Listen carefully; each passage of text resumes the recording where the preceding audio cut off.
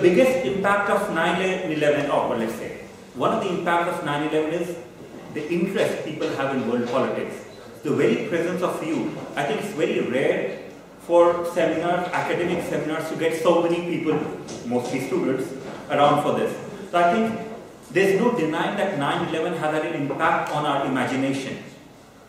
I'm interested in the impact of 9/11 both on our imagination as well as in the world politics. And some of my views, of course, as well as others you can find on the blog, go and find there. To some extent, of course, 9/11 was very spectacular. It was like a television movie, or not, it was like a movie. Of course, you saw it, but most of us didn't experience it directly. It was a movie, and as with movies, you like something that's spectacular, something that's bombastic.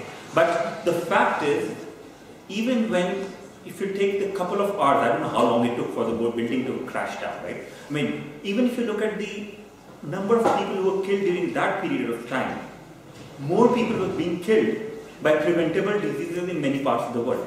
But often we do not pay attention to that aspect. And we still don't pay attention to that aspect until and unless we see that poverty is seen as contributing to insecurity. The problem therefore continues that the IR as a discipline continues to be Eurocentric. When I say Eurocentric, I mean that it's decided by or it's shaped by how European thoughts have shaped the world, be it sovereign statehood, be it real politics. So even when we see rise of non-Western powers such as China, India, Brazil and other countries, we don't change the way we see international relations. We remain focused on the state. So in that context, 9/11 for me remains, it was not a radical departure from how we look at the world. Of course, at the same time, what we also have is, the fact of the impoverishment, and I have to clarify here, I'm not talking of poverty of people. You could say that people have always been poor and rich. I'm talking of impoverishment.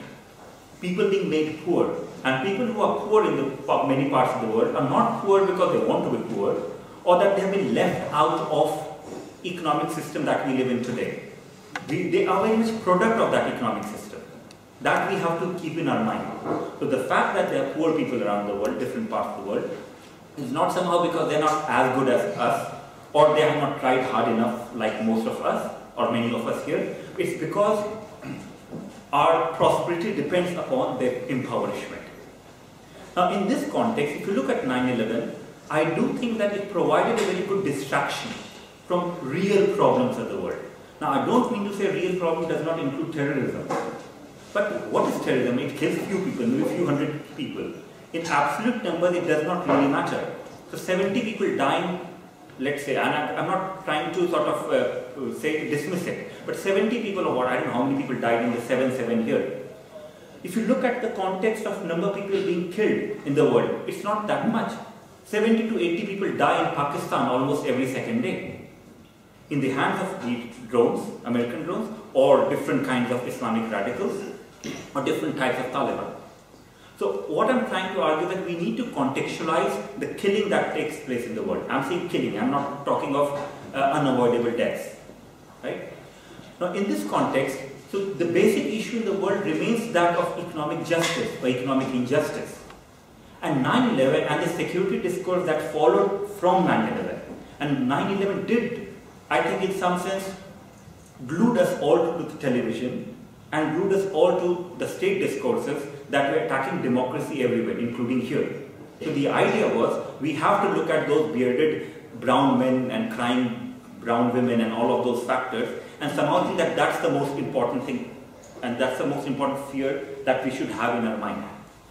But while that was happening, of course, all we saw was the economic crisis that took place in 2008 and 2009 and 2008. It's ongoing now. Now, how the economic crisis connected? Economic crisis is connected in the sense that 9/11 and the drama that unfolded after that provided a distraction for the elite, and I'm saying elite here very much. I'm not saying that there's one elite, but there are elites for who, in some sense, kept on privatizing the state and kept on privatizing our lives. So forget about poor people dying in the rest of the world. Even people here in the West were impoverished and have been impoverished. And they have been impoverished while they have been focusing on dangers of terrorism.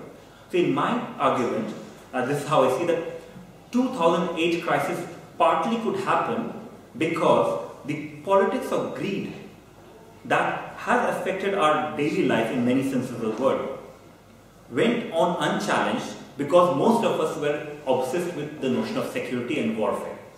There was a bigger warfare taking place here, which was a warfare on us in terms of people. And that could go on and on without us paying close attention to that. Now, of course, if you start looking at challenges after that, and I'll take a couple of more minutes, maybe I only have that much.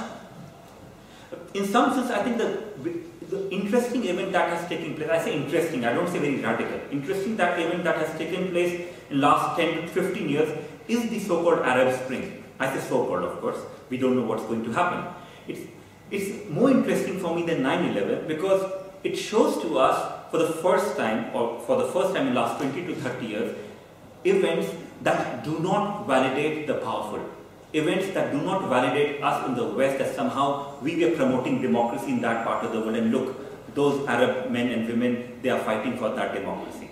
It's very clear, at least to people living there, if not to us, that we were never promoting democracy, we have never been interested in promoting democracy, and if it's left to us, we would never promote democracy, because that is harmful for us, right? So that's a big change, and if we start looking at, and I'll conclude with that, the Wall Street occupation.